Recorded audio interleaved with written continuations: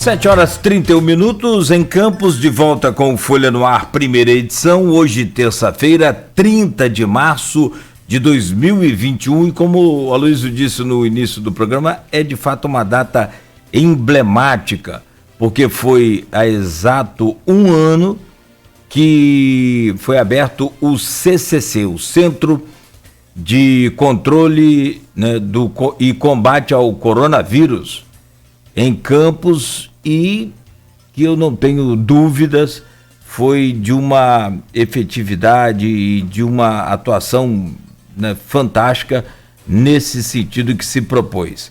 E para falar sobre esse um ano e também sobre o presente e projetar um pouco aí desse futuro, a gente tem aqui a presença dos médicos Patrícia Meirelles e Vitor Carneiro. A Patrícia Meirelles é pneumologista e está conosco nesta manhã. Patrícia, bom dia, seja bem-vinda ao Folha no Ar, primeira edição. É um prazer poder conversar com você aqui nesta manhã. Bom dia a todos. Obrigado pelo convite, Aloysio, Cláudio. Estamos aí. Seja bem-vinda. Obrigada.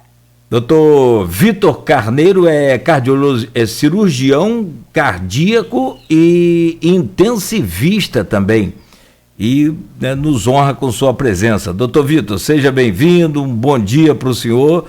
Depois o senhor responde lá no final de onde é que arruma tanta força aí para ficar um ano, né, nesse combate aí sem desistir, sem desanimar. Muito bom dia, seja bem-vindo, doutor. Bom dia, Cláudio, Aloysio, Patrícia, bom dia a todos. Aloysio. Bom dia, Patrícia e Vitor. Eu vou começar aqui com... Eu tenho mantido algum contato com o Vitor, com a Patrícia eu consegui contato recentemente, agradeço pela presença, mas eu tenho mantido contato com algumas outras pessoas do CCC também, desde o início. Eu fui o primeiro a anunciar a entrada da atividade lá no dia 30, né? Coube a mim essa honra de anunciar, o primeiro a anunciar.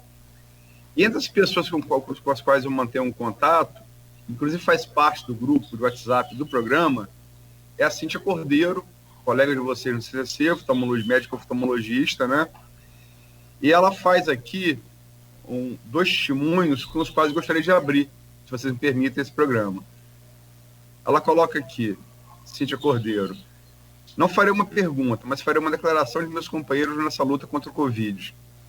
Há um ano, nós 5 encaramos a coordenação do CCC. Patrícia Meirelles, Vitor Carneiro, Simone Serafim, Elias Yunes e Cíntia Cordeiro. Junto a inúmeros colegas, não tivemos opção de não ir. Éramos servidores da prefeitura, médicos em uma pandemia, fomos convocados e entendemos a necessidade de estarmos na linha de frente. Encaramos o desconhecido, estudamos, fizemos protocolos, revisamos condutas, choramos, adoecemos, dividimos angústias, dúvidas, medos. Apesar das dificuldades de uma pandemia, das limitações do SUS, dos problemas em todas as esferas políticas, chegamos até aqui. Com orgulho do que construímos, com dor pelos pacientes perdidos e exaustos, sem descanso, sem férias e sem perspectiva de quando sairemos daqui. Já solicitamos rodízio dos profissionais e não fomos ouvidos. Estamos dentro de uma bolha, com a maioria da população sem querer acreditar na gravidade do que está acontecendo aqui dentro. Estamos fazendo um ano e na pior semana da pandemia do CCC. Pedimos entendimento da população, entendimento da gestão sobre os nossos reais problemas e orações pelos nossos pacientes. Agradeço a todos os profissionais que permaneceram de pé conosco até agora. E depois ela aqui no final complementa: bom dia. Como não poderia deixar de ser, quero prestar homenagens, e sei que falo em nome da Santa Casa de Beneficência, da Sociedade de Beneficência Portuguesa de Campos, a todos os profissionais que estão na linha de frente desta guerra, que no seu início foi definida como desafio da nossa geração. Outras gerações enfrentaram a Grande Guerra. a Segunda Guerra Mundial e a nossa luta contra o Covid. Esse desafio foi aceito por esses profissionais, aí representados pelo Dr. Vitor e Dr. Patrícia, que desde o início estão liderando contra os médicos a condução do CCC. É um testemunho aí de uma colega de vocês, gostaria que vocês comentassem. Bom dia, obrigado pela presença. Bom dia. Cíntia é uma querida que está com a gente há bastante tempo, desde a abertura do CCC, e veio só para somar. Nos ajuda imensamente na dinâmica tanto da instituição como um todo, como na regulação dos pacientes para fora. E a gente só tem a agradecer a todos que estão conosco até agora. Quem não sabe, o CCC foi montado numa situação de urgência. A gente vinha saindo de uma greve, né, por reivindicações de salários, de condições de trabalho. E ele foi montado com especialistas. Foram retirados os especialistas do ambulatório, colocados no Centro de Controle e Combate ao Coronavírus. Aí, inicialmente, como forma temporária, para uma maior assistência da população, mas estão conosco lá até o dia de hoje. Então, há 365 dias o CCC funciona a todo vapor, rodando com os nossos especialistas. Então, eu tenho aqui só agradecer a todos que lá estão e permanecem até hoje. O meu muito obrigada. É um esforço imenso para todos nós. É uma doença muito difícil, muito traiçoeira, rápida. Um dia o paciente está de um jeito, no dia o paciente chega pior, e no dia seguinte ele vai a óbito. Então, eu só tenho a agradecer a todos que lá estão conosco, que aceitaram esse desafio e estão lá, sem a possibilidade de ir embora, apesar de toda a aclamação que a gente tem feito, de toda a situação que a gente tem passado, mas continuamos lá, na batalha, não desistiremos. Agradecer aos meus parceiros de coordenação, a Cíntia, Vitor, Simone e Elias. Eles são os meus braços, minhas pernas, meus ouvidos e o meu coração, porque às vezes a coisa aperta e a gente vai se segurando lá da maneira que pode. Então, obrigada a todos que chegaram até aqui conosco. A gente pede consciência à população. A coisa dentro do CCC, a gente podia estar abrindo 365 dias, um ano em comemoração, mas infelizmente, neste dia, a gente abre o nosso serviço em superlotação. Pela primeira vez, a gente está além do 100% da ocupação. A gente tem pacientes em todos os locais possíveis que a gente pôde acomodá-los à espera de uma vaga regulada. Então, esse é o nosso cenário atual. Vitor? Bom dia de novo. Então, a Cíntia falou tudo aí. Pouca coisa a comentar sobre isso. Só queria lembrar alguns pontos. O primeiro ponto é que você foi aberto com a esperança, né, contando que o hospital de campanha fosse aberto também aqui em Campos. Né, aquela construção lá, aquela tenda que ali em frente ao Shopping 28, que começou, mas nunca funcionou. Então, eu acho que o colapso acontece hoje porque a previsão feita na época era que ainda assim teria o hospital de campanha. Não seriam todos os leitos para Covid exclusivamente no CCC em Campos. E a gente chegou próximo disso na primeira onda, vamos dizer assim, né, lá para maio, junho lá. E agora estamos com essa situação complicadíssima que estamos vivendo nesse momento, que é a mais complicada de todas. Vitor, Patrícia, Vitor, a gente tem aí 3 blocos e 3 pautas pré-estabelecidas. Então, a pauta que está quer dizer, nesse ano de CCC, já falaram um pouco aí, comentando o testemunho da Cíntia, colega de vocês, mas eu queria saber, qual era a perspectiva de vocês quando vocês abriram o CCC? A Vitor falou um pouco, de ter um pouco de ajuda do Estado, que não teve caso que a gente conhece, corrupção do governo Witzel, que levou, inclusive, a ele não está mais no cargo, né? O presente que a Patrícia falou também, que é mais de 100% de ocupação, um paciente em todos os lugares possíveis do CCC. E qual é a projeção de futuro? Queria que você desse mais detalhes aí desse passado de um ano, desse presente que parece ser desesperador, que futuro você projeta, pelo menos a curto prazo? Na verdade, quando o CCC abriu, a gente esperava realmente o suporte do hospital de campanha e da rede ao entorno. E a primeira previsão é que a gente fecharia em 3 meses, depois em 6 meses, e hoje estamos com 1 ano em funcionamento sem previsão de fechamento. Na verdade, já passamos por períodos de alta, onde foi a primeira onda, uma descendente importante, tivemos uma subida entre as eleições e o término do ano, as festas. E hoje eu vou te dizer, uma alta importante aí nesse final do ano, vou te dizer, hoje a gente não tem perspectiva nenhuma de até quando ficaremos abertos, até quando ficaremos lá.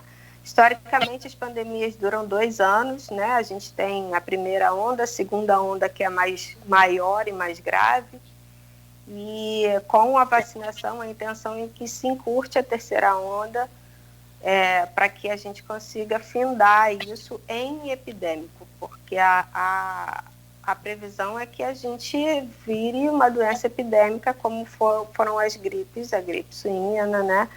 E as outras pandemias, e que a vacina consiga encurtar isso o mais breve possível. Mas, historicamente, as pandemias duram 2 anos.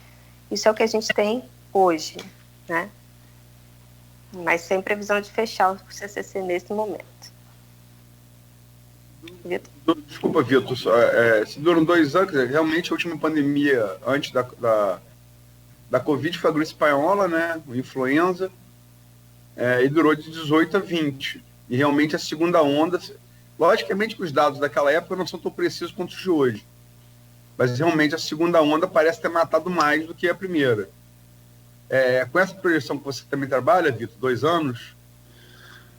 Sim, exatamente o que a Patrícia falou, né? A gente começou lá achando que em 3 meses a gente estava fechando. E isso não demonstrou. E hoje não tem previsão, não tem como a gente falar se vai diminuir o caso, se não vai diminuir os casos agora. A gente viu uma ascendente muito importante agora depois do Carnaval. Eu não sei se foi o Carnaval, se não foi. Provavelmente sim, mas eu não sei te falar quanto tempo isso vai durar. Agora, vamos fazer uma coisa diferente. O CCC, o tempo da pandemia tem um tempo dela, o tempo do vírus. O tempo do influenza determinou a pandemia da gripe espanhola de 1918 e 1920.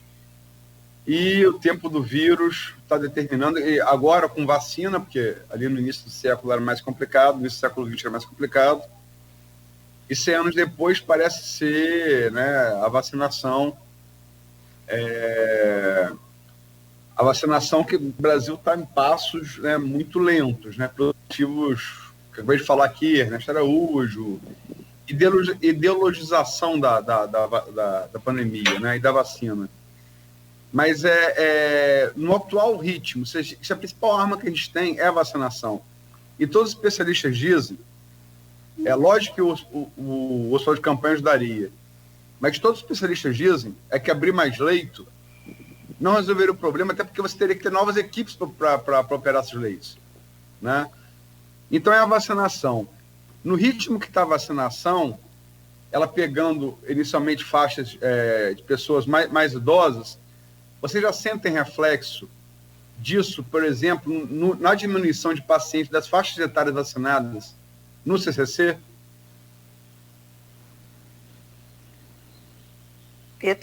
Então, como eu falei mais cedo aqui, a gente conversando, hoje a gente tem uma média de internação, média de idade nos pacientes internados muito baixa. Muito menor do que nas outras nas outras altas de internação, vamos dizer assim. E a gente já teve uma fase lá no ano passado que o CTI só tinha paciente idoso, muito idoso, acima de 75, 80 anos. E hoje é o contrário, a gente não vê esse super idoso, né, esse idoso de 80 e poucos anos no CTI, é muito raro a gente ver um paciente dessa idade, e está povoado realmente com pacientes bem mais jovens, a partir dos 25, 30 anos. Eu acho que é uma combinação de fatores, o início da vacinação, e essa é uma população que realmente respeita o isolamento, né? Se tem uma população que está mais isolada, é a população idosa. Então, eu acho que ali está a prova para a gente de que existe uma melhora disso, uma perspectiva de fim, que é a vacinação mais a respeito do isolamento, do distanciamento. Isso trouxe a faixa etária para baixo, né, que é natural também dessa segunda onda a gente trazer a faixa etária para baixo, mas a gente tem um número significativamente mais alto de pacientes mais jovens do que de idosos, como a gente vinha vindo dentro do CCC. Então, eu acho que isso é são dois fatores em associação, tanto a vacinação como o respeito ao isolamento, distanciamento e uso de máscara, higienização das mãos, que a gente sabe que é o único método, realmente a combinação das duas coisas são a única coisa eficaz para conter isso nesse momento.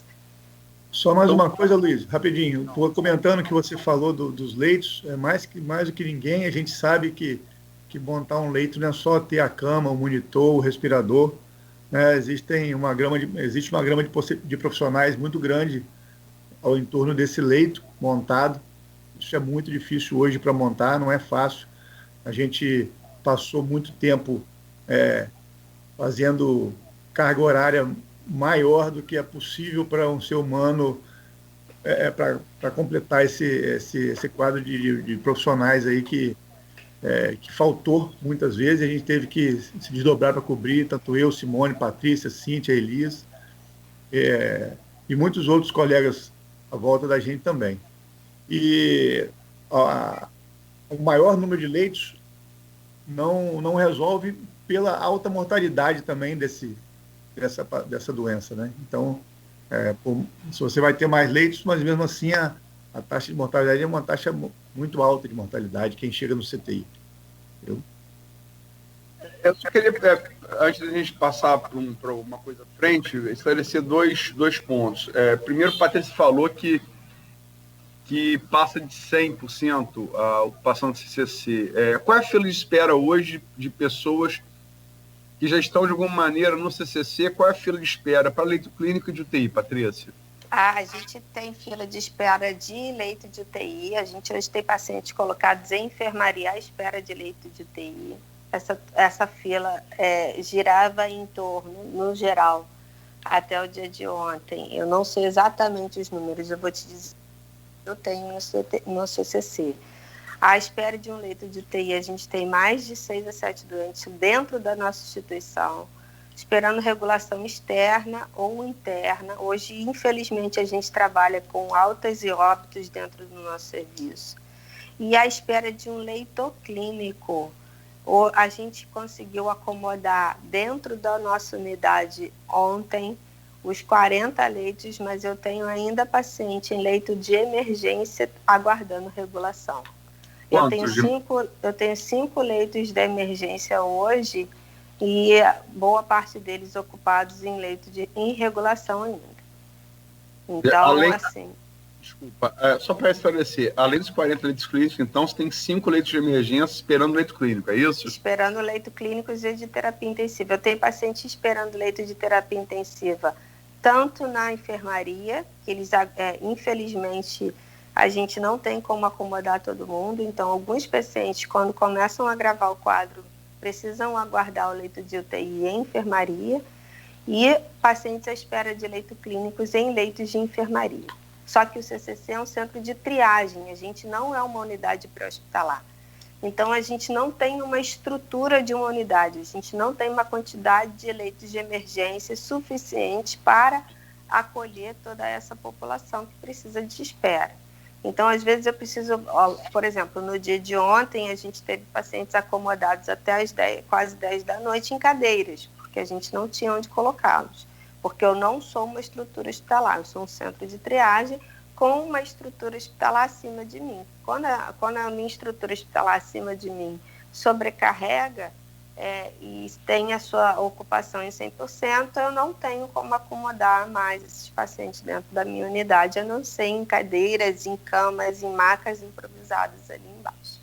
Você tem hoje algum paciente em cadeira ou em maca? Neste momento, o CCC abriu às 7 da manhã, não posso te responder, mas ontem a gente conseguiu tirar todos os pacientes das cadeiras. E colocar no leito de emergência. Até às 10 da noite. Mas eles permaneceram em cadeiras, sentados, em uso de oxigênio, durante o período inteiro do funcionamento. Deixa eu perguntar outra coisa, sobretudo ao Vitor, que é intensivista. O primeiro caso, assim, aqui falamos de vacina, né? Enfim, EPI, falava no início, vacina EPI. Quer dizer, a vacina chegou, mas está a passo de cágado no Brasil, fruto da falta de comando nacional e da política externa que gerou aí, como falei no início da abertura, a demissão do nosso querido chanceler, né? Ex-chanceler, graças a Deus. Mas, enfim, como é que está hoje, Vitor, você que é intensivista, a questão de kit de intubação? Que sabemos que é um outro problema hoje no Brasil. Tá difícil, né? A gente tem que usar várias alternativas das medicações usuais, não só para intubar o paciente, mas para manter ele intubado, né? Manter ele sedado no respirador. Isso dificulta o manejo com o paciente, dificulta muito, prejudica o tratamento. Mas isso é uma falta nacional, não só do CCC, evidentemente, é uma falta sim. nacional. Nos hospitais particulares também estão sofrendo isso. A gente está sempre usando alternativas para manter esse paciente sedado em ventilação mecânica. É a situação dificílima para a gente. Inclusive, chegou pelo helicóptero novas unidades de intubação para Campos, né? Ontem. Tem chegado constantemente aí, né? Chegado constantemente, mas a gente pede a cotação dessas medicações e as empresas nem retornam, não tem retorno, não tem como fornecer a sedação usual. A gente vai usando várias outras drogas, associando e tentando suprir essa necessidade. Você pode dar, assim, para a compreensão de um leigo como eu, Cláudio e a maioria dos ouvintes, você pode explicar como é que se dá essa substituição, o que seria necessário, e na falta disso, o que vocês fazem para entubar o paciente? Então, você quer que eu fale os nomes dos medicamentos, assim? Não pode ser o nome dos medicamentos, mas assim, o que isso causa, o que isso pode causar ao paciente na falta do medicamento original? Um medicamento muito falado aí ultimamente é o bloqueador neuromuscular, que ele paralisa os músculos do corpo e ele possibilita a gente a acoplar bem esse paciente no ventilador. Só que esse bloqueador, ele não pode ser usado com o paciente acordado. Você imagina você paralisado acordado, isso é uma tortura, sei lá, uma coisa inadmissível na medicina. Então a gente hoje está faltando o bloqueador, que é essencial na intubação também, e está faltando as drogas que mantêm o paciente inconsciente enquanto ele está nessa situação bloqueado, entendeu? E aí a gente vai tentando associar medicamentos, inclusive medicamentos orais, enterais, que a gente faz por sonda, para tentar tirar essa consciência e utilizando o mínimo possível bloqueador, com mais critério, para a gente tentar contornar essa situação. Existem orientações hoje das entidades médicas, né, da Associação de Medicina Intensiva, para a gente usar essas medicações e tentando contornar essa falta. Mas é sempre muito difícil. medo de pensar e de ver o que seus olhos veem no relato que você está fazendo. Dá medo. Então, só complementando, Luiz, o paciente com Covid, com coronavírus, quando ele é entubado, ele fica numa condição diferente do paciente comum, entendeu? Então, a utilização de bloqueador neuromuscular no CTI antes da Covid era uma. Com o paciente com coronavírus, ele é muito maior, entendeu? Muitas vezes a gente conseguia acoplar um paciente no ventilador só usando sedativos, sem precisar usar bloqueador. Na realidade, a maioria das vezes. Eu precisava usar bloqueador uma vez ou outra. No coronavírus é o contrário. Poucas vezes a gente consegue acoplar o paciente ao ventilador sem usar o bloqueador, entendeu? Então, isso gerou uma demanda absurda de consumo dessas medicações e o que resultou nessa falta nacional aí, não sei se internacional também. Só para terminar esse bloco, senão Cláudio Nogueira, agora vai me dar 2 puxões de orelha. Porque eu chamei de Cláudio Andrade porque eu estou enrolando para terminar o bloco.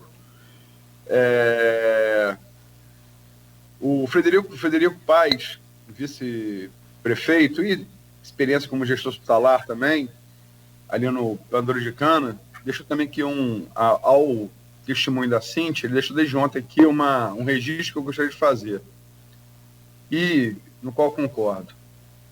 Verdadeiros heróis nessa guerra. Nosso total reconhecimento a vocês e todos os profissionais da linha de frente, tanto no CCC como nos demais hospitais que enfrentam essa doença maldita que destrói vidas. Faxineiros, porteiros, técnicos de enfermagem, enfermeiras, fisioterapeutas e tantos outros. Nossa eterna gratidão. Deus abençoe, Frederico Paes. Cláudio Nogueira, vamos pro intervalo? Vamos lá. Tá bom. Bom, não, ótimo. Eu estava tentando lembrar a data que o doutor Nélio esteve aqui, mas ele já falava desse neurobloqueador, doutor Vitor e doutora Patrícia, da dificuldade que vocês estavam tendo já um tempo atrás. A dificuldade é desde o início, desde a primeira onda. Não é? Coisa nova. Isso é o quê? Logística? É falta do laboratório, de produção? Hoje o doutor explicou, já falou que é internacional, né, mundial. Não tem o medicamento, né? Então não tem como...